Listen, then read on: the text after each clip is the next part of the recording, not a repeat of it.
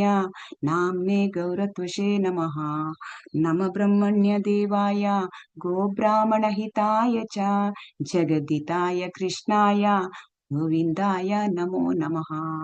नमो ॐ विष्णुपादाय कृष्णप्रेष्ठाय भूतले श्रीमते भक्तिवेदान्त स्वामिन् इति नामिने। नमस्ते सारस्वती देवे गौरवाणी प्रचारिणे निर्विशेष शून्यवादी पाश्चात्य देशतारिणे। जय श्री कृष्ण चैतन्य प्रभु नित्यानंद श्री अद्वैत गदाधर श्रीवासादि गौर भक्तवृंद। हरे कृष्णा कृष्ण कृष्ण हरे हरे, हरे राम राम राम हरे हरे। हरे कृष्णा कृष्ण कृष्ण हरे हरे, हरे राम राम राम हरे हरे। हरे कृष्णा कृष्ण कृष्ण हरे हरे, हरे राम राम राम हरे हरे। हरे कृष्ण। नारायणं नमस्कृत्यं रिपीट ಮಾಡಿ नारायणं नमस्कृत्य नरं चैव नरोत्तमं नरोत्तमं सरस्वती व्यासं देवीं सरस्वतीं व्यासं ततो जयेत्मुदीरयेत्। ततो जयमुदीरयेत्।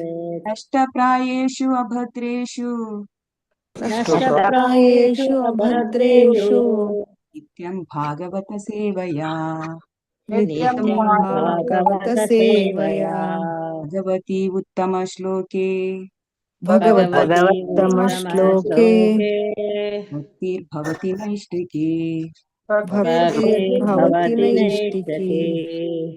ಇವತ್ತು ನಾವು 4ನೇ ಸ್ಕಂದ 18ನೇ ಅಧ್ಯಾಯ ಶ್ಲೋಕ 11 ತಿಳಿಯಲಿದ್ದೇವೆ. 11 ಮತ್ತು 12 ತಿಳಿಯಲಿದ್ದೇವೆ.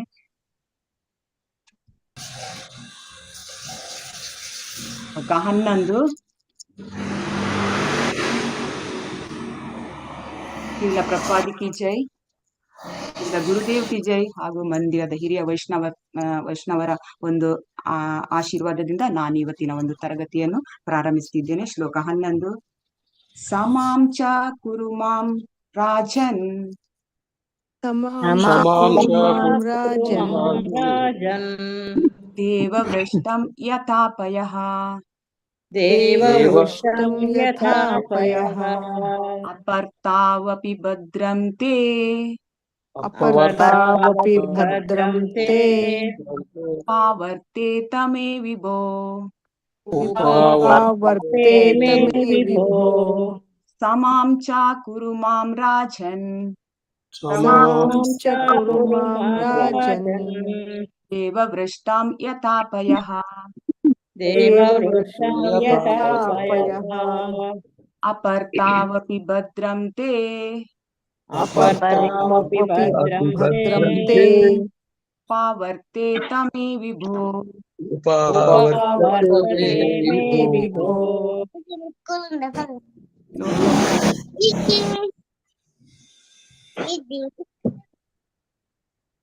ಶ್ಲೋಕ ರಿಪೀಟ್ ಮಾಡೋರು ಮಾಡ್ಬೋದು. ಹರೇ ಕೃಷ್ಣ. ಹರೇ ಕೃಷ್ಣ. ಶ್ಲೋಕ 11 ಸಮಾಂ ಚ ಕುರು ಮಾಂ ರಾಜನ್ ದೇವವೃಷ್ಟಂ ಯಥಾಪಯಃ ಅಪರ್ತಾವಪಿ ಭದ್ರಂ ತೇ ಉಪವರ್ತತೆ ಮೇ ವಿಭೋ. ಹರೇ ಕೃಷ್ಣ. ಹರೇ ಕೃಷ್ಣ. ಶ್ಲೋಕ 11 ಸಮಾಂ ಚ ಕುರು ಮಾಂ ರಾಜನ್ ದೇವರುಷ್ಟಂ ಯಥಾಪಯಃ ಅಪರ್ತಾವಪಿ ಭದ್ರಂ ತೇ ಉಪವರ್ತೇತ ಮೇ ವಿಭೋ. ಸಮಾಂ ಚ ಕುರು ಮಾಂ ರಾಜನ್ ದೇವವೃಷ್ಟಂ ಯಥಾಪಯಃ ಅಪರ್ತಾವಪಿ ಭದ್ರಂ ತೇ ಉಷಾವರ್ತೇತ ಮೇ ವಿಭೋ. ಹರೇ ಕೃಷ್ಣ. ಹರೇ ಕೃಷ್ಣ ಪ್ರಭು. ಶ್ಲೋಕ 11 ಸಮಾಂ ಚ ಕುರು ಮಾಂ ರಾಜನ್ ದೇವರುಷ್ಟಂ ಯಥಾಪಯಃ ಅಪರ್ಥಾವಪಿ ಭದ್ರಂ ತೇ ಉಪವರ್ತತೆ ಮಾ ವಿಭೋ. ಹರೇ ಕೃಷ್ಣ ಪ್ರಭು. ಹರೇ ಕೃಷ್ಣ ಮಾತಾಜಿ. ಶ್ಲೋಕ 11 समां च कुरु मां राजन् देवरुष्ट यथा पयः अपवर्तावपि भद्रन्ते वर्तेत मे विभो। हरे कृष्ण। हरे कृष्ण माताजी। समं च कुरु मां राजन् देव वृषं यथं पया अपार्तावपि भद्रं ते उपवर्तते मे विभो। हरे कृष्ण माताजी। हरे कृष्ण प्रभु। हरे कृष्ण माताजी समां च कुरु मां राजन् देववृष्टं यतापयाः अपर्तावपि भद्रन्ते उपावर्तेत मे विभो। धन्यवाद। हरे कृष्ण। हरे कृष्ण माताजी समां च कुरु मां राजन् देववृष्टं यथापयः ಅಪರ್ತಾವಪಿ ಭದ್ರಂ ತೇ ಉಪಾವರ್ತೇತ ಮೇ ವಿಭೋ. ಧನ್ಯವಾದಗಳು ಮಾತಾಜಿ. ಹರೇ ಕೃಷ್ಣ. हरे कृष्ण समाच कुरु मां राजन् देववृष्टं यथापयः अपर्तावपि भद्रन्ते उपावर्तेत मे विभो. हरे कृष्ण. हरे कृष्ण समां च समां च कुरु मां राजं देवरुष्टं यथापयः अपर्तावपि भद्रं ते उपावर्तेत मे विभो. हरे कृष्ण। हरे कृष्ण माताजी। हरे कृष्ण। समां च कुरु मां राजन् देववृष्टं यथा पयः अपौक्तावपि भद्रन्ते उपावर्तेत मे विभो. ಧನ್ಯವಾದಗಳು ಮಾತಾಜಿ. ಹರೇ ಕೃಷ್ಣ.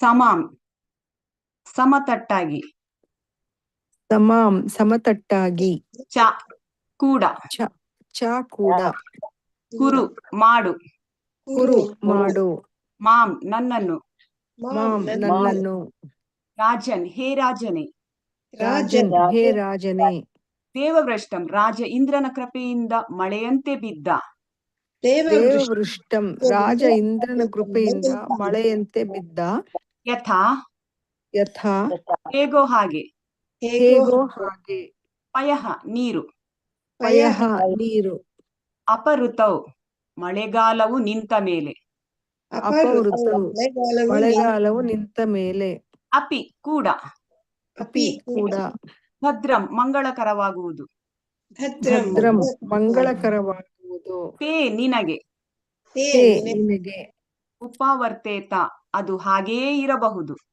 ಉಪವರ್ತೇತ ಅದು ಹಾಗೆಯೇ ಇರಬಹುದು, ಮೇ ನನ್ನ ಮೇಲೆ, ಮೇ ನನ್ನ ಮೇಲೆ, ವಿಭೋ ಹೇ ಭಗವಂತನೇ. ವಿಭೋ ಹೇ ಭಗವಂತನೇ. ಅನುವಾದ: ಪ್ರಿಯ ಮಹಾರಾಜನೇ, ನೀನು ಭೂಗೋಳದ ಮೇಲ್ಮೈಯನ್ನು ಸಮತಟ್ಟುಗಳಿಸು. ಇದರಿಂದ ಮಳೆಗಾಲವು ಮುಗಿದ ಮೇಲೂ ನನಗೆ ಅನುಕೂಲವಾಗುತ್ತದೆ. ಮಳೆಯು ದೇವೇಂದ್ರನ ಕೃಪೆಯಿಂದ ಬರುತ್ತದೆ. ನೆಲವು ಸಮತಟ್ಟಾಗಿರುವಾಗ ಮಳೆ ನೀರು ಮೇಲ್ಮೈಯಲ್ಲಿ ನಿಂತು ಯಾವಾಗಲೂ ತೇವವನ್ನು ಉಳಿಸಿರುತ್ತದೆ. ಎಲ್ಲ ಬಗೆಯ ಉತ್ಪಾದನೆಗಳಿಗೆ ಅದರಿಂದ ಒಳ್ಳೆಯದಾಗುತ್ತದೆ. ರಿಪೀಟ್ ಮಾಡೋಣ.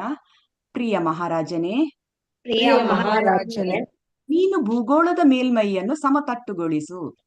ನೀನು ಭೂಗೋಳದ ಮೇಲ್ಮೈಯನ್ನು ಸಮತಟ್ಟುಗೊಳಿಸು. ಇದರಿಂದ ಮಳೆಗಾಲವು ಇದರಿಂದ ಮಳೆಗಾಲವು ಮುಗಿದ ಮೇಲೂ ನನಗೆ ಅನುಕೂಲವಾಗುತ್ತದೆ. ಮಳೆಯು ದೇವೇಂದ್ರನ ಕೃಪೆಯಿಂದ ಬರುತ್ತದೆ.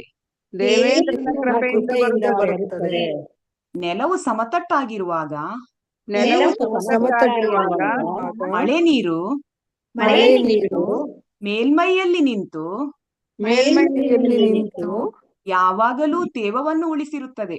ಯಾವಾಗಲೂ ತೇವವನ್ನು ಉಳಿಸಿರುತ್ತದೆ. ಎಲ್ಲ ಬಗೆಯ ಉತ್ಪಾದನೆಗಳಿಗೆ ಅದರಿಂದ ಒಳ್ಳೆಯದಾಗುತ್ತದೆ. ಭಾವಾರ್ಥ ಓದಿಯಾರ. ಹರೇ ಕೃಷ್ಣ ಮಾತಾಜಿ. ಭಾವಾರ್ಥ: ಸ್ವರ್ಗಲೋಕದ ರಾಜ ಇಂದ್ರನು ಸಿಡಿಲಿಗೆ ಒಡೆಯ, ಮಳೆಯನ್ನು ಸುರಿಸುವ. ಹರೇ ಕೃಷ್ಣ ಮಾತಾಜಿ. ಹರೇ ಕೃಷ್ಣ ಮಾತಾಜಿ. ಒಂದು ನಿಮಿಷ, ಇಲ್ಲಿ ನಾನು ಇದ್ರ ಪ್ರಕಾರನೇ ಹೋಗ್ತಾ ಇದೆ. ನಂದು ಬರ್ತದ ಅಂತಲ್ಲ ಏನ್ ಮಾತಾಜಿ? ಇಲ್ಲ ಜಯಂತಿ ಇಲ್ಲ, ಗೌರಪ್ರಿಯ ಬರ್ಲಿಲ್ಲ. ಜಯ ಜ್ಯೋತಿ ಲಕ್ಷ್ಮಿ ಮಾತಾಜಿ.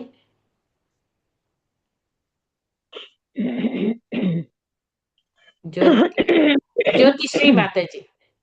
ಮತ್ತೆ ಅಲ್ಲಿ ಗ್ಯಾಲಕ್ಸಿ A14 ಎಲ್ಲ ಇದ್ದವರು ನಾನು ಇದ್ದೀನಿ, ಓದ್ತೇನೆ.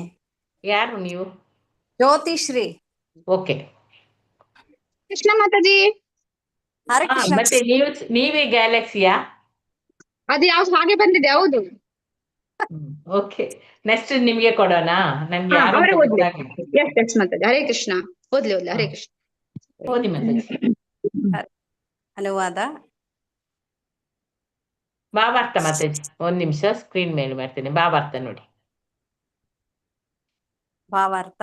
ಸ್ವರ್ಗಲೋಕದ ರಾಜ ಇಂದ್ರನು ಸಿಡಿಲಿಗೆ ಒಡೆಯ, ಮಳೆಯನ್ನು ಸುರಿಸುವ ಹೊಣೆಯನ್ನು ಹೊತ್ತವನು.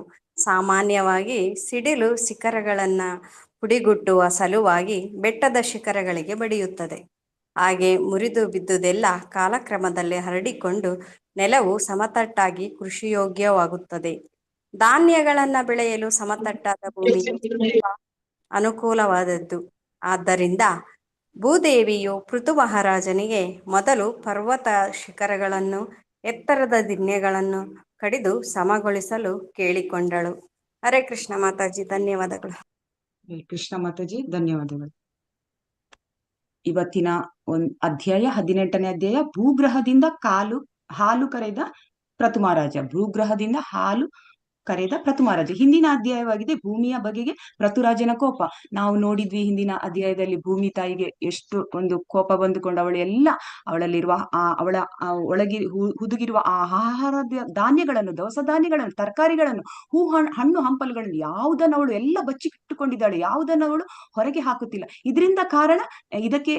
ಇದರಿಂದಾಗಿ ಪ್ರಥುಮರಾಜರಿಗೆ ತುಂಬಾ ಸಿಟ್ಟು ಬಂದಿದೆ. ಸಿಟ್ಟು ಯಾವ ರೀತಿ ಅಂತ ಹೇಳಿದ್ರೆ, ಯಮರಾಜನ ಉಗ್ರ ಕೋಪದಂತಿತ್ತು ಅಂತ ಹೇಳಿ ಇಲ್ಲಿ ಆಚಾರ್ಯರು ಹೇಳಿರ್ತಾರೆ.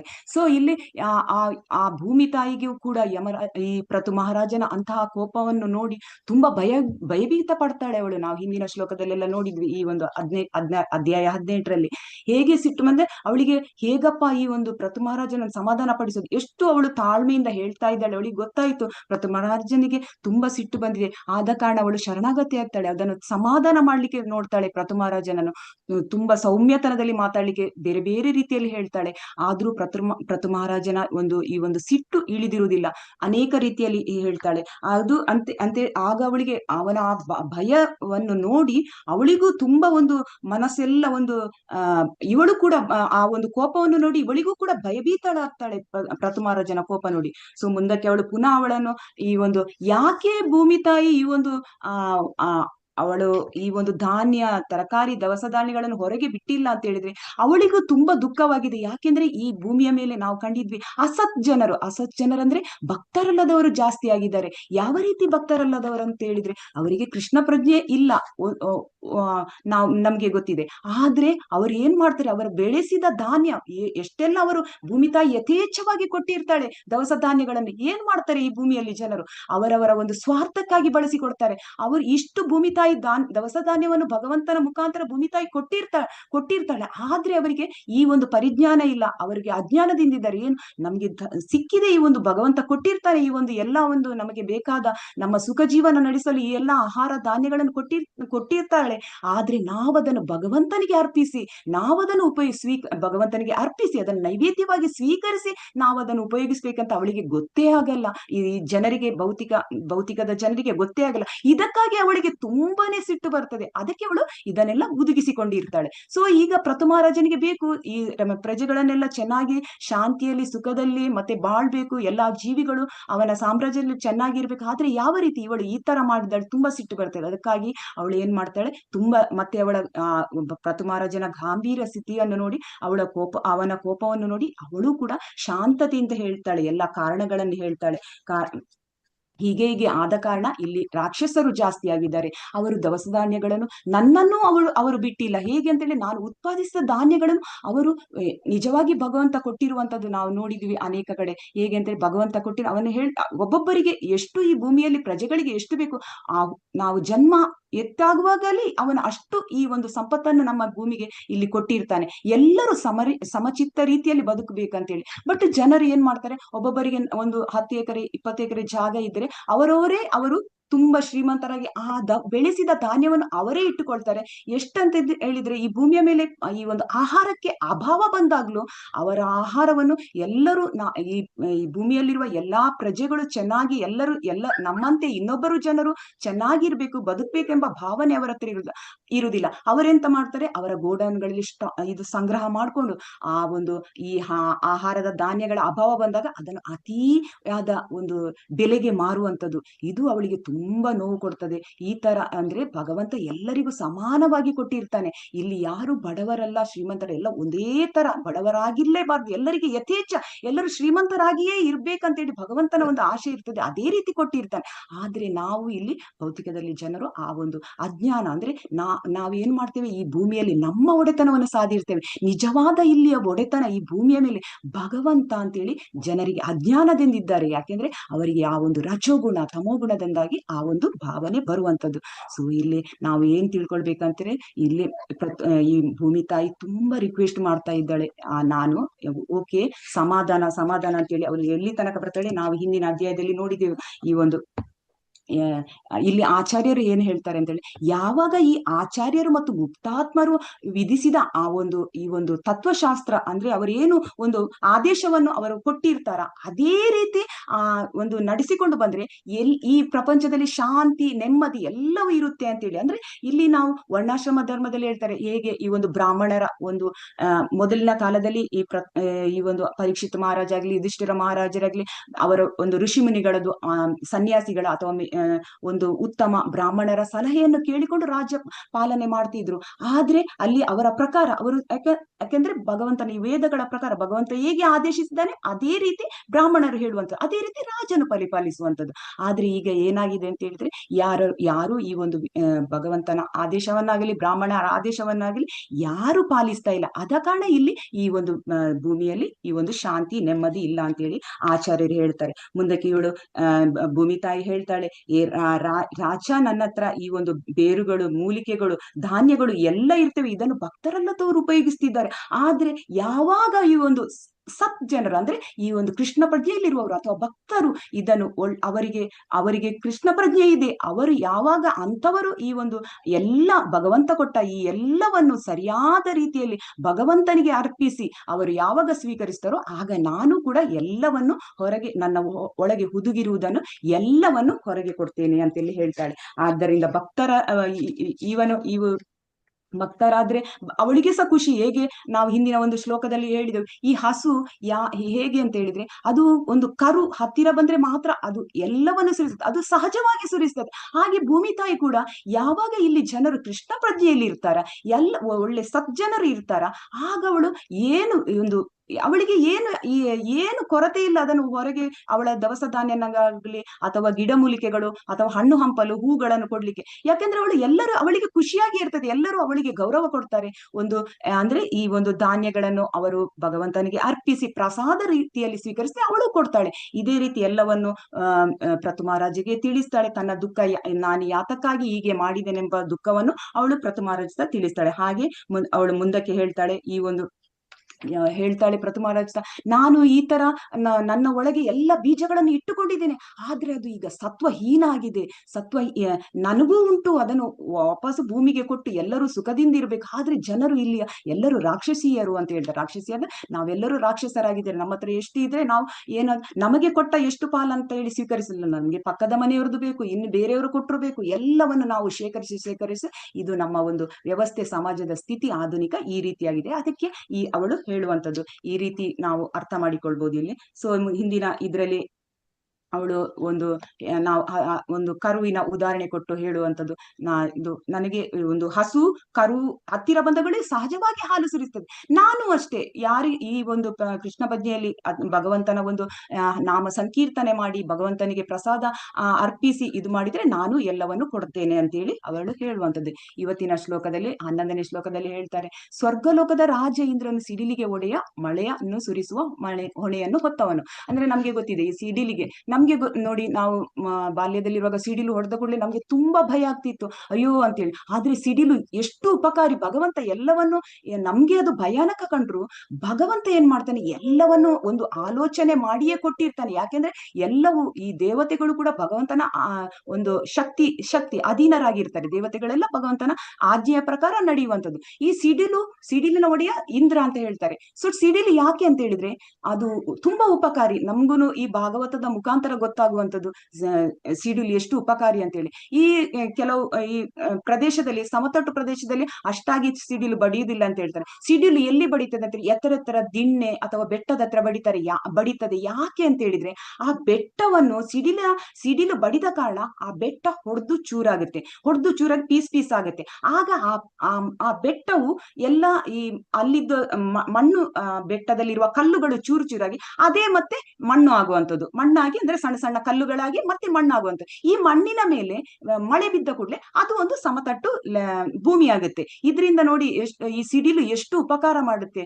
ಅದೇ ರೀತಿ ಇಲ್ಲಿ ಏನ್ ಹೇಳ್ತಾರೆ ಅಂತ, ಈ ಮಳೆ ನಾವೀಗ ಏನ್ ಮಾಡ್ತೇವೆ, ಈ ದೊಡ್ಡ ದೊಡ್ಡ ಕಲ್ಲು ಬಂಡೆಗಳು ಇಂಥ ಪ್ರದೇಶಗಳನ್ನು ಈಗ ಆಧುನಿಕ ವಿಜ್ಞಾನದಲ್ಲಿ ಬದುಕಿದ್ದ ಕಾರಣ ಎಲ್ಲರೂ ಏನ್ ಮಾಡ್ತಾರೆ, ಈ ಕ್ರಷರ್ಸ್, ದೊಡ್ಡ ದೊಡ್ಡ ಬುಲ್ಡೋಸರ್ ತಂದೆಲ್ಲ ಇದು ಮಾಡ್ತಾರೆ. ಆದ್ರೆ ಈಗ ಭಗವಂತನ ಒಂದು ಶಕ್ತಿಯಿಂದ ಈ ಒಂದು ಸಿಡಿಲು ಹೊಡೆದು ಎಷ್ಟು ದೊಡ್ಡ ದೊಡ್ಡ ಬೆಟ್ಟಗಳು ಸಮೇತ ಸಮತಟ್ಟಾಗಿ ಬಿಡ್ತವೆ ಅಂತ ಹೇಳಿ. ಯಾವಾಗ ಈ ಒಂದು ಸಮತಟ್ಟ ನೆಲ ಈ ಒಂದು ಸಮತಟ್ಟಾಗಿರುತ್ತಾ, ಆಗ ಏನಾಗುತ್ತೆ, ಆ ನೀರು ಮಳೆ ಬಂದ ಕೂಡಲೇ ಆ ನೀರೆಲ್ಲ ಸಮತಟ್ಟಾದ ನೀರು ಒಳಗೆ ಇಂಗಿ ಹೋಗುದಂತೆ. ಅದಕ್ಕೆ ಭಗವಂತ ಆ ರೀತಿಯೇ ಸೃಷ್ಟಿರ್ತಾನೆ. ಈಗ ಒಂದು ಸಮತಟ್ಟಾದ ನೆಲದಲ್ಲಿ ಮಾತ್ರ ಉತ್ತಮವಾದ ಬೆಳೆ ಬರ್ಬೋದು. ಹೇಗೆ ಅಂದ್ರೆ, ಈಗ ಆ ಉತ್ತಮವಾದ ಬೆಳೆ ಬರ್ಬೇಕಾದ್ರೆ ಒಳಗೆ ನೀರು ಇಂಗಿ ಹೋಗ್ಬೇಕು.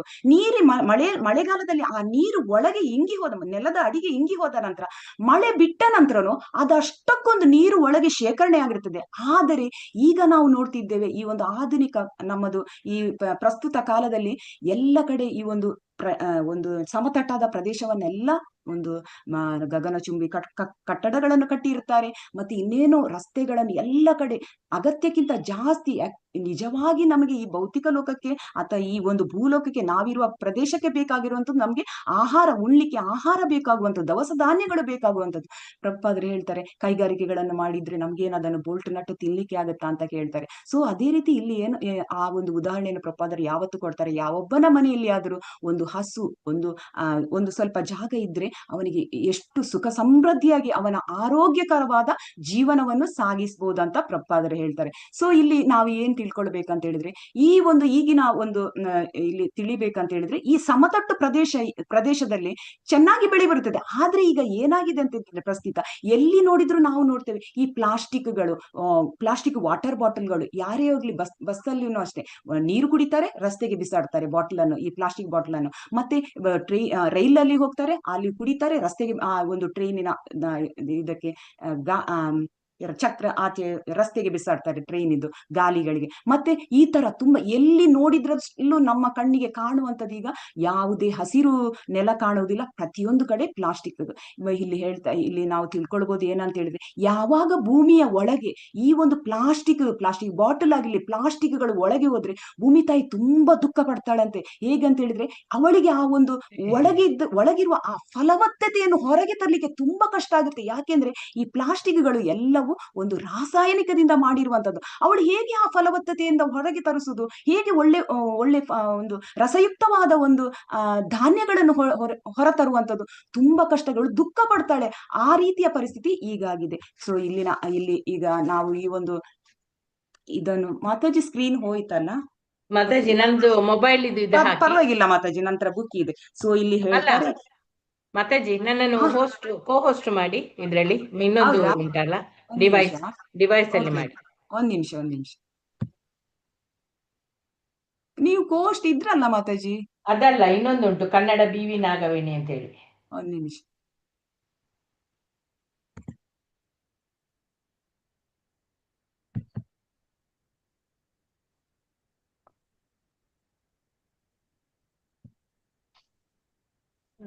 ಬೇರೆ ಒಂದ್ ನಿಮಿಷ.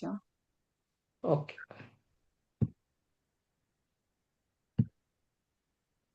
Mataji. Okay. Thank you. Hare Krishna Mataji.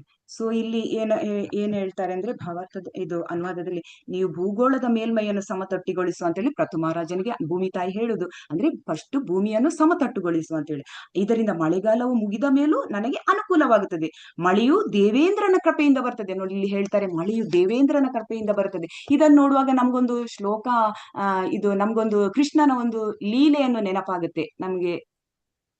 ಅಂದ್ರೆ ಈ ಮಳೆ ದೇವೇಂದ್ರನು ಮಳೆಯನ್ನು ಸುರಿಸ್ತಾನೆ. ಅಲ್ಲಿ ಒಂದು ಕೃಷ್ಣ ಲೀಲೆಯಲ್ಲಿ ನಾವು ಒಂದು ನೆನಪಿಸಬಹುದು ಯಾವ್ದಂತ ಹೇಳಿದ್ರೆ ಈ ಒಂದು ಗೋವರ್ಧನ ಲೀಲೆ. ಎಸ್ ಹೌದು, ಹರೇ ಕೃಷ್ಣ, ಹರಿ ಬೋಲ್ ಮಾತಾಜಿ. ಸೊ ಗೋವರ್ಧನ ಲೀಲೆ ಯಾವ ರೀತಿ ಇದೆ ಅಲ್ಲಿ, ಆ ಲೀಲೆಯಲ್ಲಿ ನಾವು ನೋಡಿದ್ವಿ ನಂದ ಮಹಾರಾಜ ಎಲ್ಲ ವಸ್ತುಗಳನ್ನು ಇಂದ್ರನಿಗೆ ಎಲ್ಲ ವಸ್ತುಗಳನ್ನು ಬೇರೆ ಬೇರೆ ಎಷ್ಟೋ ಒಂದು ವಸ್ತುಗಳನ್ನು ಎಲ್ಲ ತಯಾರು ಮಾಡಿ ಹವಿಸ್ಸಾಗಿ ಕೃಷ್ಣನಿಗೆ ಇಂದ್ರನಿಗೆ ಅರ್ಪಿಸ್ಬೇಕಂತ ನಿಜವಾಗಿ ಅರ್ಪಿಸ್ಬೇಕು ಗೋವರ್ಧನ ಬೆಟ್ಟಕ್ಕೆ. ಆದ್ರೆ ಅವನಿಗೆ ಗೊತ್ತಿಲ್ಲ. ಕೃಷ್ಣ ಹೇಳುವಂತದ್ದು ಇದನ್ನೆಲ್ಲ ತಂದೆ ನಂದ ಬಾಬನ ಹತ್ರ ಹೇಳುವಂತದ್ದು, ನೀವು ಇಷ್ಟೆಲ್ಲ ಮಾಡಿದ್ರಲ್ಲ, ನೀವು ಇಂದ್ರನಿಗೆ ಯಾತಕ್ಕೆ ಅರ್ಪಿಸ್ತಾ ಇದ್ದೀರಿ? ಅದಕ್ಕೆ ನಂದ ಮಹಾರಾಜ ಹೇಳ್ತಾರೆ, ಇಂದ್ರ ನಮ್ಗೆ ಮಳೆ ಕೊಡುದು, ಆ ಮಳೆಯಿಂದ ಬೆಳೆ ಬೆಳೆಯಿತು, ದವಸ ಧಾನ್ಯ ಸಿಗಿತ್ತು, ಗೋಗಳು ಎಷ್ಟು ಸಂತೋಷವಾಗಿದ್ದವೆ ನನ್ನ ರಾಜ್ಯದಲ್ಲಿ ಅಂತ ಇಂದ್ರ ಹೇಳುವಂಥದ್ದು. ಇದು ನಂದ ಮಹಾರಾಜ ಹೇಳುವಂಥದ್ದು ಕೃಷ್ಣನ ಇದು ಇಂದ್ರನ ಬಗ್ಗೆ ವರ್ಣನೆ ಮಾಡುವಂಥದ್ದು ಕೃಷ್ಣನ ಜೊತೆ. ಸೊ ಕೃಷ್ಣನಿಗೆ ಆಗುತ್ತೆ ಅದು ಹೇಗೆ ಇದು ಇದು ಇಂದ್ರ ಮಳೆ ಸುರಿಸ್ತಾನೆ, ಅದು ಅವನ ಕರ್ತವ್ಯವಲ್ಲ ಅಂತೇಳಿ ನಂದ ಬಾಬನ ಹತ್ರ ಹೇಳುವಂಥದ್ದು. ಅದು ಅವನ ಕರ್ತವ್ಯ, ಆದ್ರೆ ನಿಜವಾದ ಒಂದು ಅದು ಅವನ ಕರ್ತವ್ಯವನ್ನು ಅವನು ಮಾಡ್ತಾ ಇದ್ದಾನೆ. ಆದ್ರೆ ಮಳೆ ಕೊಡುವಂಥದ್ದು ಯಾರು? ಆ ಮಳೆ ಕೊಡುವ ಶಕ್ತಿಯನ್ನು ಕೊಡುವಂಥದ್ದು ಯಾರು? ಇಂದ್ರನಿಗೆ. ಗೋವರ್ಧನ ಬೆಟ್ಟ ಅಥವಾ ಕೃಷ್ಣ ಕೊಡುವಂತ, ಭಗವಂತ ಕೊಡುವಂತದ್ದಂತ ಕೃಷ್ಣ ಹೇಳ್ತಾನೆ ನಂದ ಬಾಬಾ ರಾಜನಿಗೆ. ಅಲ್ಲ, ನಮ್ಗೆ ಕೊಡುವಂಥದ್ದು ಇಂದ್ರ ಅಂತ ಹೇಳ್ತಾನೆ ನಂದ ಬಾಬಾ. ಅದಕ್ಕೆ ಮತ್ತೊಂದು ಮತ್ತೆ ಇನ್ನು ತುಂಬಾ ಅನೇಕ ರೀತಿಯಲ್ಲಿ ಹೇಳ್ತಾನೆ ಕೃಷ್ಣ. ಆಗ ಇವನು ನಂದ ಬಾಬಾ ಕೃಷ್ಣನ ಒಂದೇ ಒಂದು ಮಾತಿಗೆ ಒಪ್ಪಿಗೆ ಅವನು ಮಾತನ್ನು ಒಪ್ಪುತ್ತಾನೆ. ಯಾವ ಮಾತಂತ ಹೇಳಿದ್ರೆ ಅಲ್ಲಿ ಅವನು ಹೇಳ್ತಾನೆ, ಈಗ ಒಂದು ಇಂದ್ರ ಮಳೆ ಸುರಿಸ್ತಾನೆ, ಮಳೆ ಈಗ ನಂದಗಾಂವಲ್ಲಿ ಸಹ ಮಳೆ ಬರ್ತದೆ, ಇದ್ರಿಂದ ಬೆಳೆ ಬೆಳೀತದೆ. ಆದ್ರೆ ಇದೇ ಮಳೆ ಸಮುದ್ರದಲ್ಲಿಯೂ ಬೀಳುತ್ತಲ್ಲ, ಸಮುದ್ರಕ್ಕೆ ಯಾಕೆ ಅವನು ಇಂದ್ರ ಮಳೆ ಸುರಿಸ್ತಾನೆ? ಅಲ್ಲಿ ಯಥೇಚ್ಛವಾಗಿ ನೀರಿದೆ ಅಲ್ಲ, ಅಲ್ಲಿ ಯಾಕೆ ಮಳೆ ಸುರಿಸ್ತಾನೆ ಅಂತ ಯಾತಕ್ಕೋಸ್ಕರ?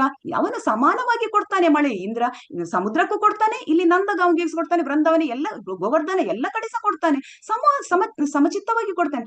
ಆದ್ರೆ ಕೊಡುವಂಥದ್ದು ನಿಜ ಆ ಮಳೆಯನ್ನು ಸಮಾನವಾಗಿ ಕೊಡ್ಬೇಕಂತೇಳಿ ಭಗವಂತನ ಆದೇಶದ ಮುಖಾಂತರ ಇಂದ್ರ ಕೊಡುವಂಥದ್ದು. ಸೊ ಇಂದ್ರನದು ಪಾತ್ರ ಇಲ್ಲಿ ಖಾಲಿ ಅವನ ಕರ್ತವ್ಯವನ್ನು ನಿರ್ವಹಿಸ್ತಾನೆ. ಈ ಮಾತನ್ನು ಹೇಳುವಾಗ ಅವನಿಗೆ ಅರ್ಥ ಆಗುತ್ತೆ ನಂದ ಬಾಬನಿಗೆ, ಹೋ ಹೌದು ಅಂತೇಳಿ. ಅದಕ್ಕೆ ಹೇಳ್ತಾನೆ ಕೃಷ್ಣ, ಆದ ಕಾರಣ ನೀನು ಈ ಒಂದು ಅವನ ಕರ್ತವ್ಯವನ್ನು ಅವನು ಮಾಡ್ತಾ ಇದ್ದಾನೆ ಇಂದ್ರ. ಆದ ಕಾರಣ ನೀನು ನಿಜವಾದ ಈ ಒಂದು ಶಕ್ತಿ ಎಲ್ಲಿಂದ ಬರುತ್ತೆ? ಭಗವಂತನಿಂದ ಬರ್ತದೆ ಅಂತೇಳಿ ಹೇಳ್ತಾನೆ ಕೃಷ್ಣ ನಂದ ಬಾಬನಿಗೆ ಹೇಳ್ತಾನೆ. ಆಗ ಅವನಿಗೆ ಓ ಹೌದಲ್ವಾ ಅಂತೇಳಿ ಅನಿಸ್ತದೆ. ಆನಂತರ ಅವನು ಹೇಳ್ತಾನೆ, ಆಯ್ತು, ಈಗ ನೀನು ಇಂದ್ರನ ಬದಲು ಇದೆಲ್ಲವನ್ನು ಪರಿಕರಗಳನ್ನು ನೀನೇನು ತಯಾರು ಮಾಡಿದ್ಯಾ ಹವಿಸಿಗಾಗಿ, ಯಜ್ಞಕ್ಕಾಗಿ ಮತ್ತೆ ಪರಿಕರಗಳನ್ನು, ಇದೆಲ್ಲವನ್ನು ನೀನು ಗೋವರ್ಧನಕ್ಕೆ ಅರ್ಪಿಸು. ಅಲ್ಲಿ ಆ ಗೋವರ್ಧನನ್ನು ಪ್ರೀತಿಗೊಳಿಸು. ಆಗ ಗೋವರ್ಧನನ್ನು ನೀನು ಎಷ್ಟು ಪ್ರೀತಿಗೊಳಿಸ್ತೆ ಆಗ ನಿನ್ಗೆ ಭಗವಂತ ಸುಪ್ರೀತನಾಗುತ್ತಾನೆ ಅಂತೇಳಿ. ಇದನ್ನು ಅವನು ಅದೇ ರೀತಿ ಮಾಡ್ತಾನೆ. ನಂತರ ನಮ್ಗೆಲ್ಲ ಗೊತ್ತಿದೆ ಆ ಒಂದು ಕತೆ. ನಂದ ಮಹಾರಾಜ ತುಂಬಾ ಅದ್ಧೂರಿಯಾಗಿ ಮಾಡ್ತಾನೆ ಆ ಒಂದು ಪೂಜೆಯನ್ನು, ಹವಿಸ್ತಾನೆ, ಎಲ್ಲ ಗೋವರ್ಧನಕ್ಕೆ ಅರ್ಪಿಸ್ತಾನೆ. ಇದನ್ನು ಕಂಡು ಇಂದ್ರನಿಗೆ ತುಂಬಾ ಸಿಟ್ಟು ಬರುವಂತದ್ದು. ಮತ್ತೆ ಇಂದ್ರ ಏನ್ ಮಾಡ್ತಾನೆ, ಭಯಾನಕವಾದ ಒಂದು ಎಂತ ಆರ್ಭಟವಾದ ಸಿಡಿಲು ಮಳೆಯನ್ನು ಕರೆಸ್ತಾನೆ. ಆಗ ಅವನು ಈ ಒಂದು ಸಣ್ಣ ಬಾಲಕ ನಮ್ಗೆ ಗೊತ್ತಿದೆ ಅವನ ವಯಸ್ಸು ಖಾಲಿ 7 ವರ್ಷ. ಸಣ್ಣ ಬಾಲಕ ಕೃಷ್ಣ, ಅವನ ವಯಸ್ಸು 7 ವರ್ಷ. ಈ ಒಂದು ತುಂಬಾ ಭಯಾನಕವಾದ ಮಳೆಯಿಂದ, ಸಿಡಿಲು ಮಳೆಯಿಂದ ಇಡೀ ಗೋವರ್ಧನ, ಈ ಒಂದು ಇಡೀ ವೃಂದಾವನ ಎಲ್ಲವೂ ತತ್ತರಿಸ್ತದೆ. ಕೃಷ್ಣ ಏನ್ ಮಾಡ್ತಾನೆ, ತುಂಬಾ ಒಂದು ಏನು ಅನಾಯಾಸವಿಲ್ಲದೆ ಅವನ ಆ ಒಂದು ಎಡಗೈಯ ಕಿರುಬೆರಳಿಂದ 7 ರಾತ್ರಿ 7 ಹಗಲು ಗೋವರ್ಧನ ಬೆಟ್ಟವನ್ನು ನಿಲ್ಲಿಸುವುದು. ಎಲ್ಲ ಜೀವಿಗಳನ್ನು, ಪ್ರತಿಯೊಂದು ಮನುಷ್ಯರನ್ನು, ಗೋಪ ಬಾಲಕರನ್ನು, ಗೋಪಿಕೆಯರನ್ನು, ಹಸುಗಳನ್ನು ಎಲ್ಲವನ್ನು ರಕ್ಷಣೆ ಮಾಡ್ತಾನೆ. ಅಷ್ಟು ಇದರಿಂದ ನಾವು ಏನು ನಾವು ಎಣಿಸ್ತೇವೆ, ನಾವು ಕೂಡ ಮಳೆ ವರುಣದೇವರು ಇಂದ್ರ ಮಳೆ ಕೊಡ್ತಾನೆ ಅಂತೇಳಿ. ಇಲ್ಲಿ ಈ ಒಂದು ನಾವು ನೆನಪಿಸ್ಬೋದು. ಅಂದ್ರೆ ಇಂದಿನ ಒಂದು ಗೂಢಾರ್ಥ ಏನಂತೇಳಿ, ಎಲ್ಲವೂ ಬರುವಂತದ್ದು ಭಗವಂತನ ಒಂದು ಶಕ್ತಿಯಿಂದ. ಯಾವಾಗ ನಾವು ಭಗವಂತನನ್ನು ಮರಿತೀವಿ ಆಗ ಎಲ್ಲವೂ ನಾವು ಅಜ್ಞಾನದಿಂದಾಗಿ ನಾವು ಇಲ್ಲಿ ಒಡೆಯರು, ನಾವಿಲ್ಲಿ ನಮ್ಗೆ ಬೇಕಾದಾಗೆ ನಮ್ಮ ಒಂದು ಸ್ಥಳವನ್ನು ಇದು ಉಪಯೋಗಿಸಿಕೊಳ್ಳುವುದು, ನಮ್ಗೆ ಬೇಕಾದಾಗೆ ನಾವು ದಾಸ್ತಾನು ಮಾಡಿ ಇಟ್ಟುಕೊಳ್ಳುವಂಥದ್ದು, ದವಸ ಧಾನ್ಯ ಎಲ್ಲವನ್ನು ದಾಸ್ತಾನು ಮಾಡಿಕೊಳ್ಳುವಂಥದ್ದು ಭಗವಂತನ ನೆನಪೇ ಬರುವುದಿಲ್ಲ. ಇದು ಒಂದು ಸನ್ನಿವೇಶವನ್ನು ನಾವಿಲ್ಲಿ ನೆನಪಿಟ್ಟುಕೊಳ್ಳಬೇಕು. ನಾವಿಲ್ಲಿ ಅರ್ಥ ಮಾಡ್ಬೇಕಂತ ಹೇಳ್ಬೇಕಂದ್ರೆ ಎಲ್ಲವೂ ಇಲ್ಲಿ ಭಗವಂತನ ಇಚ್ಛೆಯ ಪ್ರಕಾರ ಆಗುವಂಥದ್ದು, ಎಲ್ಲ ಶಕ್ತಿಯು ಅವನಿಂದಲೇ ಬರುವಂಥದ್ದು. ಇಂದ್ರ ಖಾಲಿ ಈ ಒಂದು ಇಂದ್ರನ ಕರ್ತವ್ಯ ಅಂತೇಳಿ ಈ ರೀತಿಯಲ್ಲಿ ಅವನು ತಿಳಿ ಹೇಳಿ ಮತ್ತೆ ಇದು ಅರ್ಥ ಆಗುತ್ತೆ. ಮತ್ತೆ ಈ ಒಂದು ಗೋವರ್ಧನ ಲೀಲೆಯಲ್ಲಿ ನಾವೆಲ್ಲ ಕಾಣ್ತೇವೆ. ಸೊ ಅಂತ ನಾನು ಶಾರ್ಟ್ ಆಗಿ ಹೇಳಿದೆ. ಇದಕ್ಕೆ ನಾವು ಮೆಟೀರಿಯಲ್ ಅಲ್ಲಿ ಒಂದು ಈ ಭೌತಿಕದಲ್ಲಿ ಒಂದು ಉದಾಹರಣೆ ಕೊಡೋದಾದ್ರೆ, ಒಬ್ಬ ಗುಮಾಸ್ತ ಒಂದು ಕಂಪನಿಯಲ್ಲಿ ಕೆಲಸ ಮಾಡಿರ್ತಾನೆ.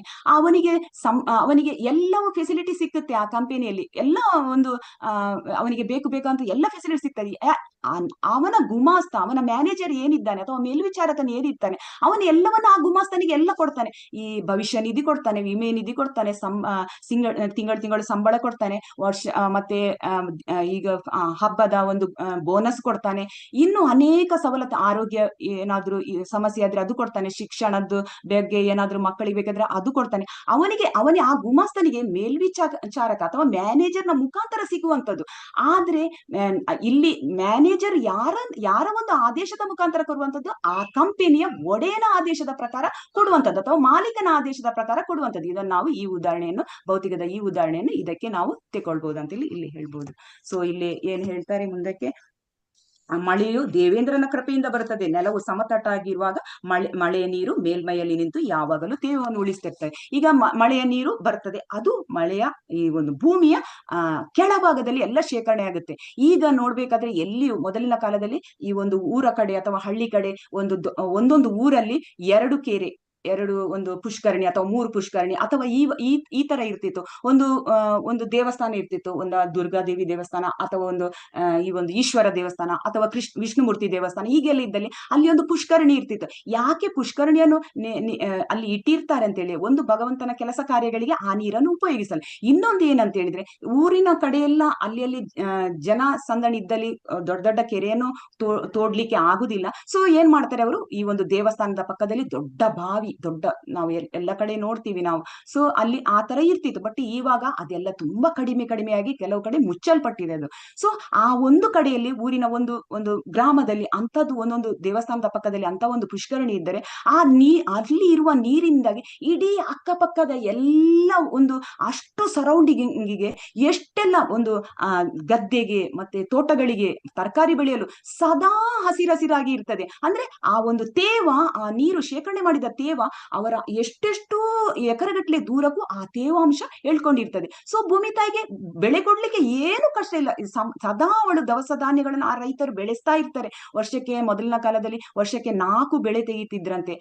ಸುಗ್ಗಿ, ಎಣೆಲು, ಕೊಳಕೆ, ಇನ್ನು ಇತ್ಯಾದಿ ಅನೇಕ ಬೆಳೆ ತೆಗಿತಿದ್ದಾರೆ. ಅಂದ್ರೆ ಮಳೆಗಾಲದಲ್ಲಿ ಅವರು ನೀವೇ ಮಳೆದು ನೀರು ಬರ್ತದೆ, ಅದರಿಂದ ಬೆಳೆ ತೆಗಿತಾರೆ. ಮತ್ತೆ ಏನ್ ಮಾಡ್ತದೆ, ಈ ಒಂದು ಪುಷ್ಕರಣಿಯಿಂದ ಅಥವಾ ಒಂದು ಕೆರೆಯಲ್ಲಿ ಇದು ಕೆರೆ ಕೊಳದಲ್ಲಿ ಇರುವ ನೀರಿಂದ ಅದನ್ನು ಯೂಸ್ ಮಾಡಿಕೊಂಡು 2ನೇ ಬೆಳೆ ತೆಗಿತಾರೆ. 3ನೇ ಬೆಳೆ ಬರುವಾಗ ಸಾಧಾರಣ ಈ ಒಂದು ನವೆಂಬರ್ ಡಿಸೆಂಬರ್ ಟೈಮಲ್ಲಿ ಅವರು ತರಕಾರಿಯನ್ನು ಬೆಳೆಸಿದ್ರು, ಯಥೇಚ್ಛವಾಗಿ ತರಕಾರಿ ಬೆಳೆಸ್ತಿದ್ರು. ಸೊ 3ನೇ ಬೆಳೆ 4ನೇ ಬೆಳೆ ಪುನಃ ಅವರು ಏನ್ ಮಾಡ್ತಾರೆ, ಪುನಃ ಆ ಒಂದು ಇಂಥ ಕೊಳದ ಈ ಒಂದು ಕೆರೆಯ ನೀರನ್ನು ಉಪಯೋಗಿಸಿ ಪುನಃ 4ನೇ ಬೆಳೆ ತೆಗೆದ್ರು. ಸೊ ಇದು ಯಾಕೆ ನಾವಿಲ್ಲಿ ಇದನ್ನು ಅರ್ಥ ಮಾಡಿಕೊಳ್ಬೇಕು ಯಾವ ರೀತಿ ಅಂತ ಹೇಳಿದ್ರೆ, ಹೀಗೆ ನಾವು ಸದಾ ವರ್ಷಕ್ಕೆ 4 ಬೆಳೆ ಹಿಂದಿನವರು ತೆಗಿತಿದ್ರು.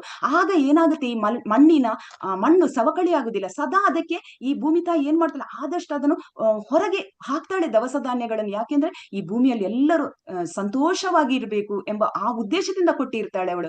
ಆದ ಕಾರಣ ಆ 4 ಬೆಳೆಯನ್ನು ಬೆಳೆಸ್ತಾರೆ. ಈಗ ಏನಾಗುತ್ತೆ, ನಡುವಲ್ಲಿ ಒಂದು ಬೆಳೆಯನ್ನು ಅಲ್ಲಿ ನಾವು ಸ್ಥಗಿತಗೊಳಿಸ್ತೇವೆ ಅಂತ ಹೇಳಿದ್ರೆ ಪುನಃ ನೆಕ್ಸ್ಟ್ ಆ ನೆಲವನ್ನು ಸಮತಟ್ಟುಗೊಳಿಸ್ಲಿಕ್ಕೆ ತುಂಬಾ ಕಷ್ಟ ಆಗುತ್ತೆ. ಯಾಕೆಂದ್ರೆ ಪುನಃ ಎತ್ತುಗಳ ಪ್ರೆಷರ್ ಹಾಕ್ಬೇಕು. ಅದಕ್ಕೋಸ್ಕರ ಇದೆಲ್ಲ ಎತ್ತುಗಳಿಂದ ತುಂಬಾ ಕಷ್ಟ ಆಗುತ್ತೆ. ಈಗ ಏನ್ ಮಾಡ್ತಾರೆ, ಎತ್ತುಗಳು ಹಸುಗಳು ಕಮ್ಮಿ ಆಗಿದೆ, ಎತ್ತುಗಳ ಸಂಖ್ಯೆ ಕಮ್ಮಿ ಆಗಿದೆ. ಎತ್ತುಗಳು ಇದ್ರೂ ಅದನ್ನು ಈ ಒಂದು ಯಾವುದು ಈ ವಧಾದಾರ ಇದಕ್ಕೆ ಅಲ್ಲಿ ಎಲ್ಲ ಕಳಿಸ್ತಾರೆ. ಸೊ ಇಲ್ಲಿ ಏನೋ ಈ ಪರಿಸ್ಥಿತಿಯಿಂದಾಗಿ ಟ್ರ್ಯಾಕ್ಟರ್ ಅಂತ ಇರ್ತಾರೆ. ಟ್ರ್ಯಾಕ್ಟರ್ ಅಷ್ಟ ಒಂದು ಪರಿಣಾಮಕಾರಿಯನ್ನು ಕೊಡುದಿಲ್ಲ. ಯಾಕೆಂದ್ರೆ ಟ್ರ್ಯಾಕ್ಟರ್ ಅಥವಾ ನೆಲ ಉಳುವ ಮೆಷಿನ್ ಬಂದ ಕೂಡಲೇ ಗದ್ದೆಗೆ ಭೂಮಿ ತಾಯಿಗೆ ಎಷ್ಟು ಎಷ್ಟೊಂದು ನೋವಾಗಿರ್ಬೋದು. ಅದರ ಆ ಒಂದು ಕಬ್ಬಿಣದ ಹಲ್ಲುಗಳು ಇಂದ ಅವು ಕೆರೆಯುವಾಗ ಎಷ್ಟೊಂದು ನೋವಾಗಿರ್ಬೋದು ಅಂತ ನಮ್ಗೀಗ ಅನಿಸ್ತದೆ. ಯಾಕೆಂದ್ರೆ ನಾವು ಅದೇ ಒಂದು ಗದ್ದೆಯನ್ನು ಎತ್ತು ತನ್ನ ಕಾಲುಗಳಿಂದ 4 ಕಾಲುಗಳಿಂದ 2 ಎತ್ತುಗಳು ಹೋಗ್ತಾ ಇರೋ ಭೂಮಿ ತಾಯಿ ಆ ಒಂದು ಸಂತೋಷದಿಂದ ಅದಕ್ಕೆ ಆ ಒಂದು ಭೂಮಿಯನ್ನು ಒಂದು ಪ್ರೆಸ್ ಮಾಡಲು ಬಿಡ್ತಾಳೆ. ಯಾಕೆಂದ್ರೆ ಅವಳಿಗೆ ಸಂತೋಷ ಆಗುತ್ತೆ. ಯಾಕೆಂದ್ರೆ ಗೋವಿಗೂ ಭೂಮಿಗೂ ತುಂಬಾ, ಇಲ್ಲಿ ಭೂಮಿಯನ್ನು ನಾವು ಹಿಂದಿನ ಶ್ಲೋಕದಲ್ಲಿ ನೋಡ್ತಿದ್ದೇವೆ, ಭೂಮಿ ಗೋರೂಪಿಣಿ ಆಗಿರ್ತಾಳೆ. ಸೊ ಅವಳಿಗೂ ತುಂಬಾ ಸಂತೋಷ ಆಗುತ್ತೆ.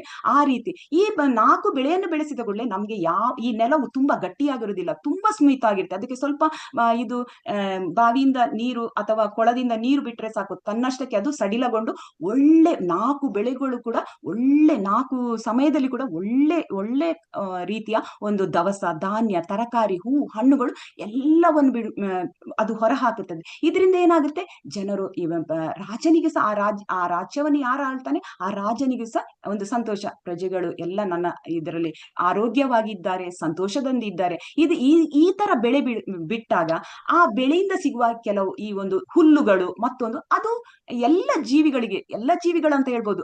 ಎಸ್ಪೆಷಲಿ ಆ ದನ ಕರುಗಳು, ಹಸುಗಳು ಎಲ್ಲರಿಗೆ ಅದು ಆ ಮೇವನ್ನು ಕೊಡುತ್ತೆ. ಆದ್ರೆ ಇವಾಗ ನಮ್ಮಲ್ಲಿ ನಾವು ಸುತ್ತಮುತ್ತ ನೋಡುವಲ್ಲಿ ಒಂದು ಗದ್ದೆಗಳು ಇಲ್ಲ, ಮತ್ತೆ ಅಂತ ಬೆಳೆಯನ್ನು ಬೆಳೆಸುವುದಿಲ್ಲ. ಎಲ್ಲದಕ್ಕೂ ಸಮಸ್ಯೆ ಆದ ಕಾರಣ ಈ ನಮ್ಮ ಹಸುಗಳನ್ನು ಸಾಕಲು ಕಷ್ಟ ಆಗುತ್ತೆ. ಅಂದ್ರೆ ಊರಿಗೆ ಒಂದು ನೋಡ್ಬೇಕಾದ್ರೆ ಊರಲ್ಲಿ ಒಂದು ಕೌಂಟ್ ಮಾಡಿದ್ರೆ, ಒಂದು ಎಣಿಸಿದ್ರೆ ಒಂದು 10-12 ಹಸುಗಳು ಸಹ ಸಿಗುವುದು ಬಹಳ ವಿರಳ. ನಾವೀಗ ಹಸುಗಳನ್ನು ನೋಡ್ಬೇಕಾದ್ರೆ, ಎತ್ತುಗಳನ್ನು ನೋಡ್ಬೇಕಾದ್ರೆ ನಾವು ಗೋಶಾಲೆಗಳಿಗೆ ಹೋಗ್ಬೇಕಾಗುತ್ತೆ. ಸೊ ಎಂತ ಪರಿಸ್ಥಿತಿ ಬಂತು. ಆದ ಕಾರಣ ನಾವು ಇಲ್ಲಿ ಇವಾಗ ಈ ಬರಗಾಲವನ್ನು, ಈ ಏನು ನಾವು ದವಸ ಧಾನ್ಯಗಳ ಆ ಬರಗಾಲವನ್ನು ಎದುರಿಸ್ತಾ ಇದ್ದೇವೆ ಅಂತೇಳಿ ನಾವಿಲ್ಲಿ ನೋಡ್ಬೋದು. ಸೊ ಇಲ್ಲಿ ಆ ಒಳ್ಳೆಯ ಒಂದು ಮಳೆ ನೀರು ಮೇಲ್ಮೈಯಲ್ಲಿ ಸಮತಟ್ಟಾಗಿ ನಿಂತು ತೇವವನ್ನು ಉಳಿಸ್ತದೆ. ಆ ಎಲ್ಲಾ ಬಗೆಯ ಉತ್ಪಾದನೆಗಳಿಗೆ ಅಲ್ಲಿಂದ ಒಂದು ಒಳ್ಳೇದಾಗ್ತದೆ ಅಂತೇಳಿ ಇಲ್ಲಿ ಅನುವಾದದಲ್ಲಿ ಹೇಳ್ತಾರೆ. ಸೊ ಶ್ರೀಲ ಪ್ರಪಾದಕಿ ಜೈ. ಶ್ರೀಲ ಪ್ರಪಾದರ ಭಾವಾರ್ಥದಲ್ಲಿ ಏನಿದೆ ನೋಡೋಣ. ಸ್ವರ್ಗಲೋಕದ ರಾಜ ಇಂದ್ರನು ಸಿಡಿಲಿಗೆ ಒಡೆಯ, ನಾವಿದನ್ನು ನೋಡಿ ಚರ್ಚಿಸಿದ್ವಿ. ಮಳೆಯನ್ನು ಸುರಿಸುವ ಹೊಣೆಯನ್ನು ಹೊತ್ತವನು, ಅವನು ಮಳೆಯನ್ನು ಸುರಿಸಲಿಕ್ಕೆ ಅವನು ಇಂದ್ರ ದೇವತೆಯಾಗಿರ್ತಾನೆ. ಸೊ ಸಾಮಾನ್ಯವಾಗಿ ಸಿಡಿಲು ಶಿಖರಗಳನ್ನು ಪುಡಿಕಟ್ಟುವ ಸಲುವಾಗಿ ಬೆಟ್ಟದ ಶಿಖರಗಳಿಗೆ ಬಡಿಯುತ್ತದೆ. ಹಾಗೆ ಮುರಿದು ಬಿದ್ದದ್ದೆಲ್ಲ ಕಾಲಕ್ರಮದಲ್ಲಿ ಹರಡಿಕೊಂಡು ನೆಲವು ಸಮತಟ್ಟಾಗಿ ಕೃಷಿ ಯೋಗ್ಯವಾಗುತ್ತದೆ. ಧಾನ್ಯಗಳನ್ನು ಬೆಳೆಯಲು ಸಮತಟ್ಟಾದ ಭೂಮಿಯು ತುಂಬಾ ಅನುಕೂಲವಾದದ್ದು. ನಾವೆಲ್ಲ ಕಡೆ ನೋಡ್ತೇವೆ, ಎಲ್ಲಿಯಾದ್ರೂ ಒಂದು ಬೆಟ್ಟದ ಮೇಲೆ ನಾವು ಏನಾದ್ರೂ ಕೃಷಿ ಅಥವಾ ಇದು ಗದ್ದೆಯನ್ನು ನೋಡ್ತೇವೆ, ಅಥವಾ ಬೆಟ್ಟದ ಮೇಲೆ ನಾವು ಏನಾದ್ರೂ ತೋಟಗಳನ್ನು ನೋಡ್ತೇವೆ, ಈ ಕಂಗಿನ ತೋಟ ಅಥವಾ ಯಾವುದೇ ಬೆಳೆಗಳನ್ನು ನೋಡ್ತೇವೆ, ತುಂಬಾ ಕಷ್ಟ ಅಲ್ಲಿ ಬೆಳಿಲಿಕ್ಕೆ. ಅಲ್ಲಿ ಬೆಳಿಬೇಕಾದ್ರೂ ಆ ನೆಲವನ್ನು ನಾವು ಸಮತಟ್ಟು ಮಾಡಿದ್ರೆ ಮಾತ್ರ ಅಲ್ಲಿ ಬೆಳೆ ಬೆಳೆಸ್ಲಿಕ್ಕೆ ಆಗುತ್ತೆ. ಮತ್ತೆ ಬೆಟ್ಟದ ಮೇಲೆ ನಮ್ಗೆ ಬೆಳೆ ಬೆಳೆಸ್ಲಿಕ್ಕೆ ಕಷ್ಟ. ಯಾಕೆಂದ್ರೆ ಆ ಕೆಳಗಡೆ ನೀರಿನ ಅಂಶ ಇರುವಂತದ್ದೆಲ್ಲ ಕೆಳಗಡೆಯಿಂದ ಮೇಲಿನ ಇದಕ್ಕೆ ನೀರು ಹೋಗುವಕ್ಕೆ ತುಂಬಾ ಕಷ್ಟ ಆಗುತ್ತೆ. ಸೊ ಈ ಸಿಡಿಲು ಎಂಥ ಉಪಕಾರವನ್ನು ಮಾಡ್ತದೆ ಅಂತ ಹೇಳಿದ್ರೆ ನಮ್ಗೆ ಈ ಮಾನವ ಜೀವಿಗೆ ಆ ನೆಲವನ್ನು, ಬೆಟ್ಟದ ಶಿಖರಗಳನ್ನು ಸಮತಟ್ಟು ಮಾಡಿ ನೆಲವನ್ನಾಗಿ ಪರಿಸ್ಥಿತಿ, ನೆಲವನ್ನು ಸಮತಟ್ಟು ಮಾಡಿ ಮತ್ತೆ ಬೆಳೆ ಬೆಳೆಸಲಿಕ್ಕೆ ಅನುಕೂಲ ಮಾಡಿಕೊಡ್ತದೆ ಅಂತ ನಾವಿಲ್ಲಿ ತಿಳ್ಕೊಳ್ಬಹುದು.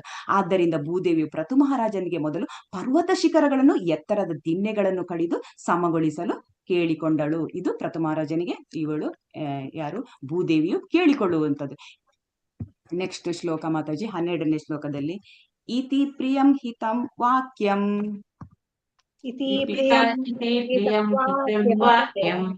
ಭುವ ಆದಾಯ ಭೂಪತಿ ವಸ್ಸಂ ಕೃತ್ವಾ ಮನುಂ ಪಾಣಾ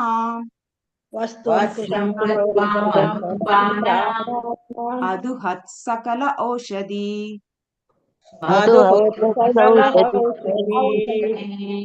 ಇತಿ ಪ್ರಿಯಂ ಹಿತಂ ವಾಕ್ಯಂ ಭುವ ಆದಾಯ ಭೂಪತಿ ವಸ್ಸಂ ಕೃತ್ವಾ ಮನುಂ ಪಾಣೌ ವಧು ಅದು ಹಸ್ಸ ಸಕಲ ಔಷಧಿ. ಓದ್ತೀರಾ ಯಾರಾದ್ರೂ ಶ್ಲೋಕ?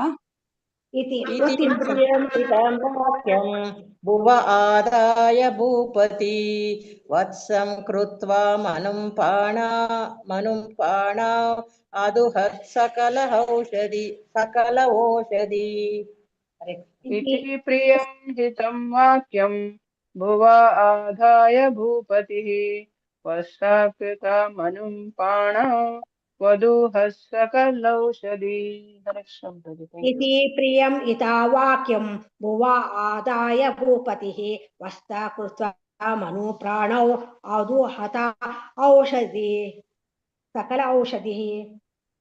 इति हितं वाक्यं भुव आदय भूपतिः वत्सं कृत्वा मनं प्राणां वधुहत्सकलौषधिः ಶ್ಲೋಕ 12 ಇತಿ ಪ್ರಿಯಂ ಹಿತಂ ವಾಕ್ಯಂ ಭುವ ಆದಾಯ ಭೂಪತಿಃ ವತ್ಸಂ ಕೃತ್ವಾ ಮನುಂ ಪ್ರಾಣ ವಧುಹಸ್ತವ ಔಷಧಿಃ.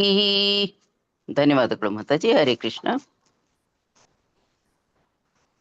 ಇತಿ ಹೀಗೆ, ಇತಿ ಹೀಗೆ, ಪ್ರಿಯಂ ಪ್ರಿಯವಾದ, ಪ್ರಿಯಂ ಪ್ರಿಯವಾದ, ಹಿತವಾದ, ಹಿತವಾದ ವಾಕ್ಯಂ ಮಾತುಗಳನ್ನು, ಮಾತುಗಳನ್ನು ಭುವ ಭೂದೇವಿಯ, ಭೂದೇವಿಯ ಆದಾಯ ಗಮನಿಸಿ, ಗಮನಿಸಿ ಭೂಪತಿ ರಾಜನು, ಭೂಪತಿ ರಾಜನು ವತ್ಸಂ ಕರುವನ್ನಾಗಿ, ಕರುವನ್ನಾಗಿ ಕೃತ್ವ ಮಾಡಿಕೊಂಡು, ಮಾಡಿಕೊಂಡು ಮನು ಸ್ವಯಂಭುವ ಮನುವನ್ನು, ಮನುವನ್ನು ಪಾಣವ್ ತನ್ನ ಕೈಗಳಿಂದ, ಕೈಗಳಿಂದ ಅದುಹತ್ ಕರೆದನು, ಸಕಲ ಎಲ್ಲ ಔಷಧಿ ಮೂಲಿಕೆಗಳನ್ನು, ಮತ್ತು ಧಾನ್ಯಗಳನ್ನು. ಹರೇ ಕೃಷ್ಣ. ಅನುವಾದ ಶಿಲಪ್ರಪಾದರಿಂದ, ಶಿಲಪ್ರಪಾದರಿಗೆ ಪ್ರಣಾಮಗಳು. ಅನುವಾದ: ಭೂದೇವಿಯ ಮಂಗಳಕರವೂ ಹಿತವೂ ಆದ ಮಾತುಗಳನ್ನು ಕೇಳಿ ಮಹಾರಾಜನು ಅವುಗಳನ್ನು ಒಪ್ಪಿಕೊಂಡನು. ಸ್ವಯಂಭುವ ಮನುವನ್ನು ಕರುವನ್ನಾಗಿ ಪರಿವರ್ತಿಸಿ ಗೋರೂಪಿಣಿಯಾದ ಭೂದೇವಿಯಿಂದ ಸಕಲ ಗಿಡಮೂಲಿಕೆಗಳನ್ನು, ಧಾನ್ಯಗಳನ್ನು ಹಾಲಿನಂತೆ ತನ್ನ ಬೊಗಸೆಗೆ ಕರೆದುಕೊಂಡನು. ಭೂದೇವಿಯ ಮಂಗಳಕರವೂ ಹಿತವೂ ಆದ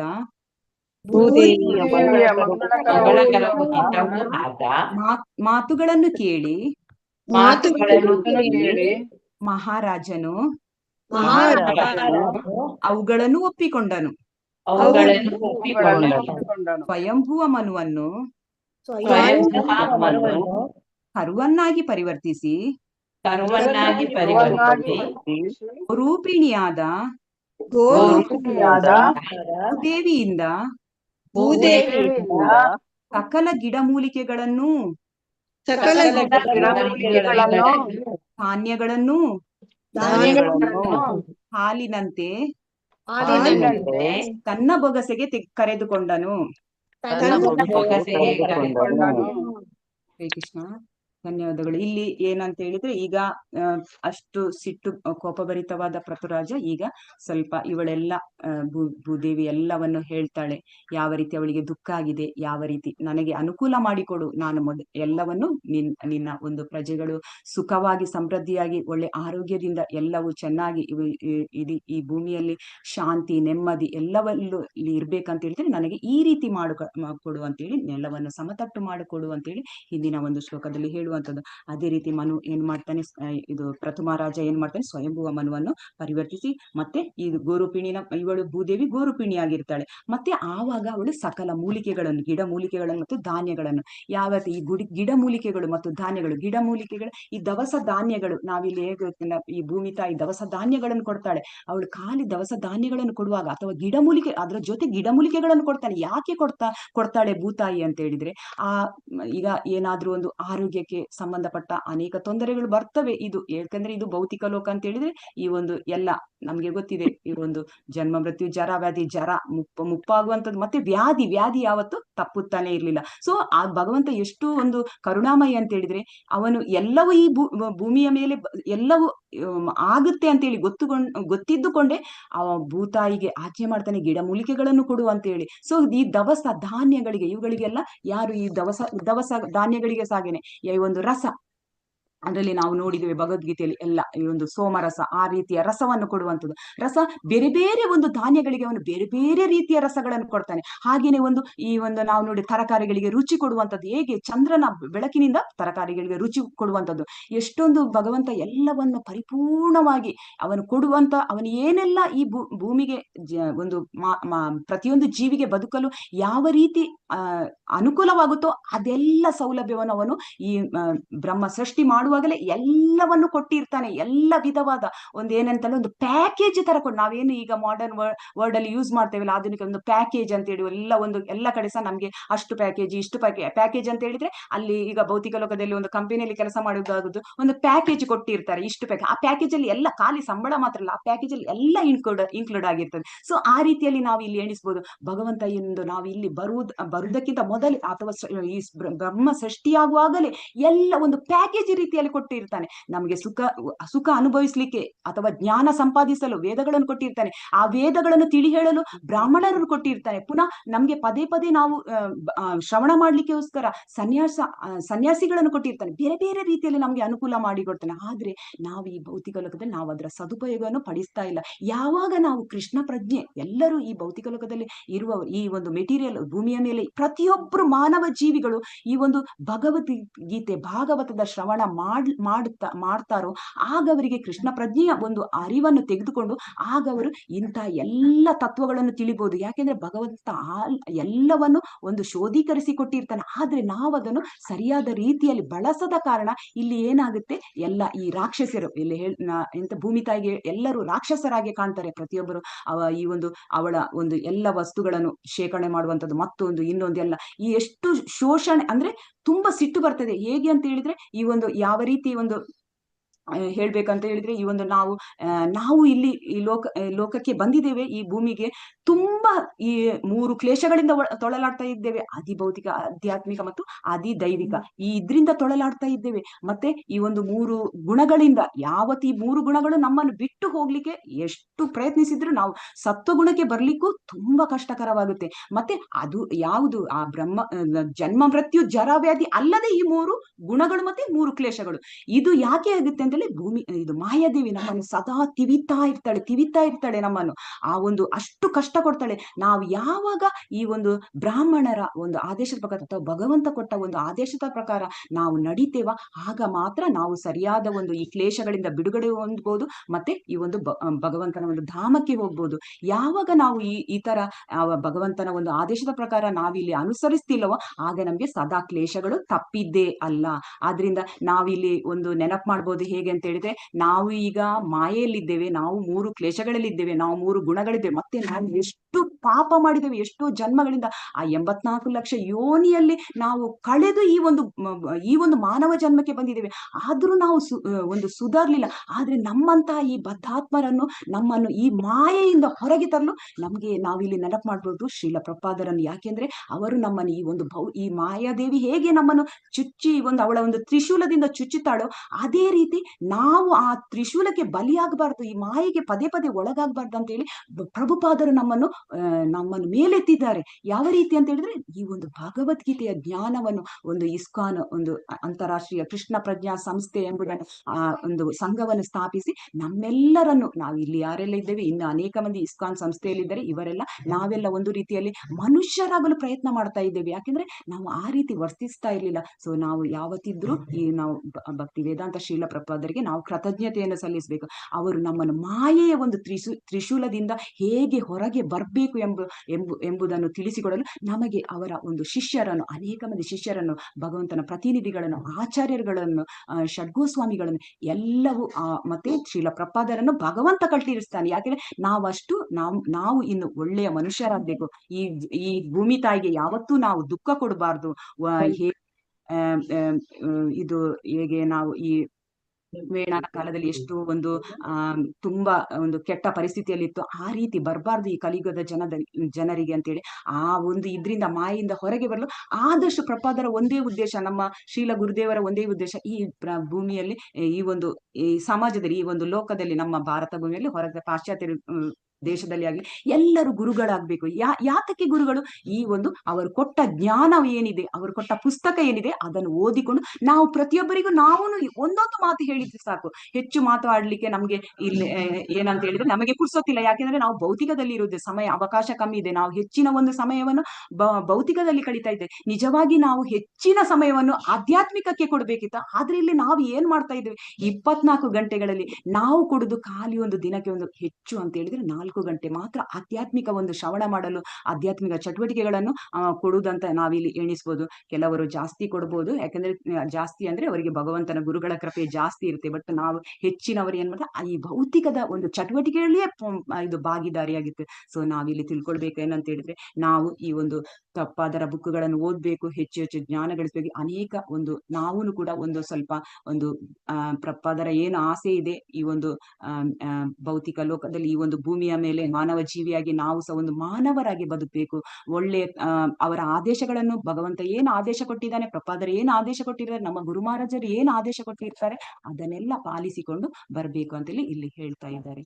ಸೊ ಇಲ್ಲಿ ನಾವು ಈ ರೀತಿ ಆದ್ರೆ ಈ ಎಲ್ಲವೂ ಈ ತತ್ವ ಹೇಗೆ ನಾವು ಈ ಆಚಾರ್ಯರ ಆದೇಶವನ್ನು ಪಾಲಿಸಿದ್ರೆ ನಮ್ಮಲ್ಲಿ ಸ್ವಲ್ಪ ಕೃಷ್ಣ ಪ್ರಜ್ಞೆ ಇದ್ದ ಕಾರಣ ನಮಗೆ ಗೊತ್ತಾಗುತ್ತೆ, ಓ ಧಾನ್ಯ ದವಸ ಧಾನ್ಯವನ್ನು ಭಗವಂತನಿಗೆ ಅರ್ಪಿಸಿ ತಿನ್ಬೇಕು, ನಾವು ಇನ್ನೊಬ್ಬರಿಗೆ ಹೇಳುವಂಥದ್ದು, ಆಗ ಅವರು ಸಹ ಪ್ರಸಾದ ಮಾಡಿ ತಿನ್ನುವಂಥದ್ದು. ನಮ್ಗೆ ಸಾಧ್ಯವಾದಷ್ಟು ನಮ್ಮಲ್ಲಿರುವ ಪ್ರಸಾದವನ್ನು ಪಕ್ಕದ ಮನೆಯವರಿಗೆ ಅಥವಾ ಏನಾದ್ರೂ ಬುಕ್ಕು ಒಂದು ಸಣ್ಣ ಸಣ್ಣ ಪ್ರಪಾದರ ಬುಕ್ಕುಗಳನ್ನು ಕೊಟ್ಟು ಅವರಿಗೆ ಸ್ವಲ್ಪ ಈ ಬಗ್ಗೆ ತಿಳಿ ಹೇಳುವಂಥದ್ದು. ಇಲ್ಲದ್ರೆ ಸಮಾಜದಲ್ಲಿ ಏನಾಗ್ತದೆ, ಇಲ್ಲಿ ಆಚಾರ್ಯರು ಹೇಳಿದ ಪ್ರಕಾರ ರಾಕ್ಷಸರೇ ಜಾಸ್ತಿ, ನಾವೆಲ್ಲರೂ ರಾಕ್ಷಸರ ರೂಪದಲ್ಲಿ ಇದ್ದೇವೆ. ಸೊ ಇದು ಮನುಷ್ಯ ಇಲ್ಲಿ ರಾಕ್ಷಸರೇ ಜಾಸ್ತಿ ಆಗ್ತದೆ. ಸೊ ನಾವು ರಾಕ್ಷಸರಾಗಬಾರ್ದು, ನಾವು ಭಗವಂತನ ಒಂದು ಭಕ್ತರಾಗ್ಬೇಕು.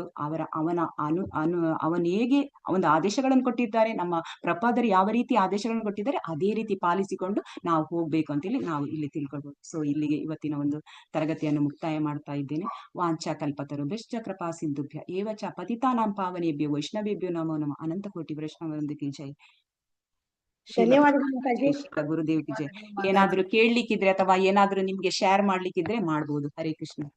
ಧನ್ಯವಾದಗಳು. ಧನ್ಯವಾದಗಳು ಧನ್ಯವಾದಗಳು ಮಾತಾಜಿ. ಹರೇ ಕೃಷ್ಣ. ಹರೇ ಕೃಷ್ಣ ಮಾತಾಜಿ, ಧನ್ಯವಾದಗಳು. ಅನೇಕ ಅನೇಕ ಅನೇಕ ಧನ್ಯವಾದಗಳು ಮಾತಾಜಿ. ಹರೇ ಕೃಷ್ಣ ಮಾತಾಜಿ, ಧನ್ಯವಾದಗಳು. ಎಲ್ಲರಿಗೂ ಧನ್ಯವಾದಗಳು. ಹರೇ ಕೃಷ್ಣ. ಹರೇ ಕೃಷ್ಣ, ಧನ್ಯವಾದಗಳು. ನೀವೇ ಎಂಡ್ ಮಾಡ್ಬೇಕು ಮಾತಾಜಿ. ಎಂಡ್ ಮಾಡ್ಬೇಕಾ? ಓಕೆ. ಹರೇ ಕೃಷ್ಣ ಮಾತಾಜಿ. ಹರೇ ಕೃಷ್ಣ. ಹರೇ ಕೃಷ್ಣ.